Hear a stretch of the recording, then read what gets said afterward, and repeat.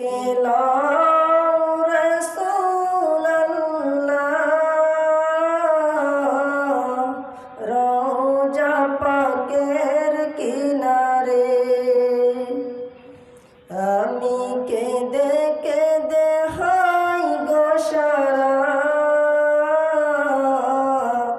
ধন্য কর দিদারে।